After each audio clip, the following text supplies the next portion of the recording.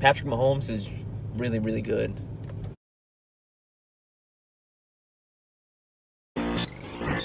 So, pretty big matchup this past Sunday. We had the Chiefs and the Buccaneers. It was the big 4 o'clock game on TV broadcast. Probably did a big number. The Chiefs ended up winning 27-24.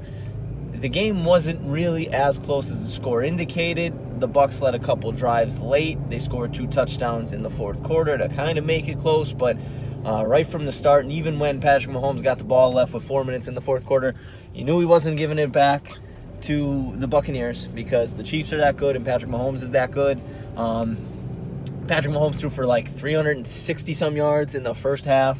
Tyreek Hill had 200 receiving yards in the first half. It was just a bludgeoning.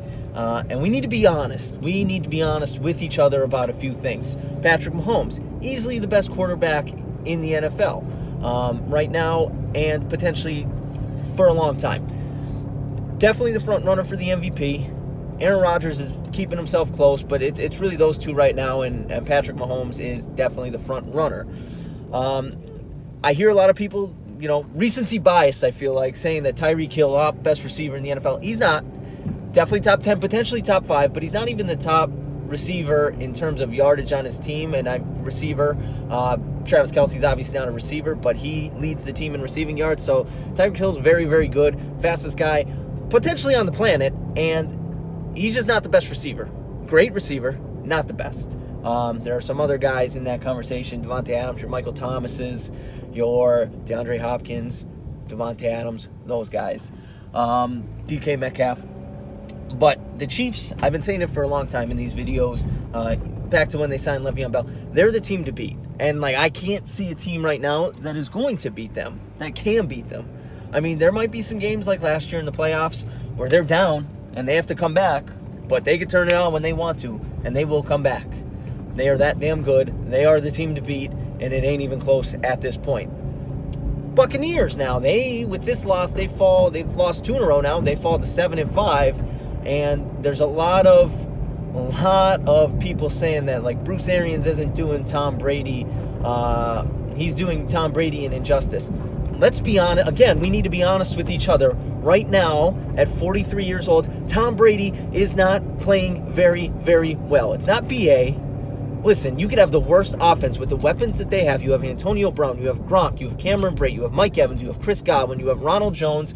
You have Leonard Fournette, you have LaShawn McCoy, you have all these guys. Don't blame it on the coach. If you are that good still, you should be able to make something happen with that. And Tom Brady's not. Tom Brady's throwing some very bad interceptions.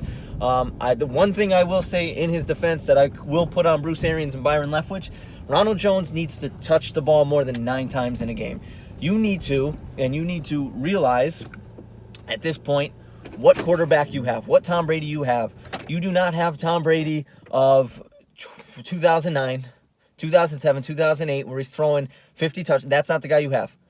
Tom Brady, and this is going to piss some people off, needs to be a game manager. You need to be a run-first team and let Tom Brady does what he does. If Tom Brady has to throw it more than 40 times against good teams, you're probably not winning too many games. All right, that's just a fact. That's a fact. Ronald Jones is a very good running back. He is showing that he is very, very legit, and obviously the weapons and Tom Brady and all those guys probably take a little pressure off him. They're not loading the box when you have all those weapons on the outside. Take advantage of that. Take advantage of that, make them load the box, and then play those games. Then pass it around.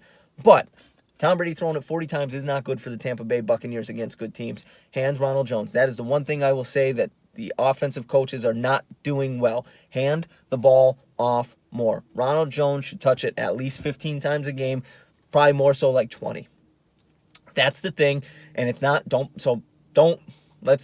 talk about, it's not Tom Brady's fault. It is Tom Brady's fault. A lot of this is Tom Brady's fault because when he has pressure, and it's most quarterbacks, when he has pressure, he's throwing bad passes, trying to protect himself, and a lot of these passes are getting picked off. I said this last year. I just didn't have a camera in front of me. I wasn't saying it out there for the people, but I thought this a lot last year. I thought when it came playoff time, he would sit and he would take more hits because it's playoffs, it's go time. He didn't. They lost. And now a lot of stuff is leaking out. I feel like Bruce Arians has called him out more publicly in one year than Bill Belichick ever had in 20. So he's probably regretting his decision.